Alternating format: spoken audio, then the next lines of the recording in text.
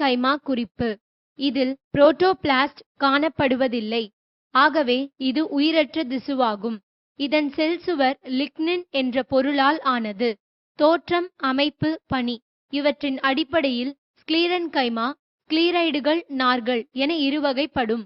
ஸ்க்லீரைடுகள் இது உயிரற்ற செல்லாகும்.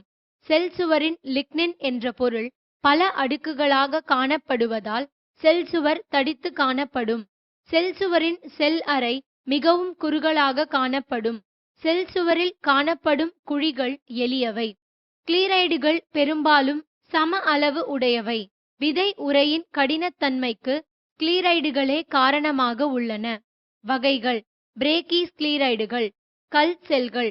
சம அளவு உடைய ஸ்க்லீரைடுகள் பிரேக்கி ஸ்க்லீரைடுகள் எனப்படுகின்றன. இவை பட்டை, பித், புரணி, தடித்த கனி உள்ளுறை மற்றும் பல கனிகளின் சதைப்பகுதியில் காணப்படுகின்றன. எடுத்துக்காட்டு: பேரிக்கனியின் தலத்திசு பகுதி. மேக்ரோஸ்க்லீரைடுகள் கோல் செல்கள். கோல் வடிவத்தில் நீண்டு காணப்படும் ஸ்க்லீரைடுகள் மேக்ரோஸ்க்லீரைடுகள் எனப்படும். இவை விதை வெளியுறையில் காணப்படுகின்றன. ஆஸ்டியோஸ்க்லீரைடுகள் எலும்புச் செல்கள். முனைப்பகுதிகள் அகன்ற தோல் வடிவ ஸ்க்லீரைடுகள் ஆஸ்டியோஸ்க்லீரைடுகள் எனப்படும். எடுத்துக்காட்டு: பட்டாணியின் விதையுறை.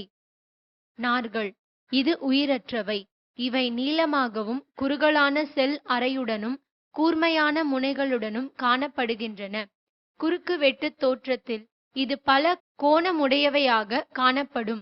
இது தாங்கு திசு என அழைக்கப்படும். இது தாவரத்திற்கு உறுதியளித்து பலமான காற்றில் முறிந்து விடாமல் பாதுகாக்கிறது.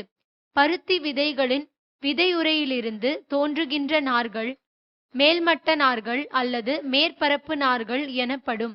நார்களின் இரண்டாம் சுவர் லிக்னினால் சீராக தடுப்புற்றும் எளிய குழிகளுடனும் காணப்படும்.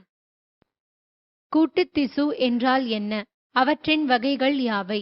அமைப்பில் வேறுபட்ட பல வகையான செல்கள் ஒன்றாக ஒரு குறிப்பிட்ட பணியை செய்கின்ற செல்களால் ஆன திசு கூட்டுத் திசு எனப்படும்.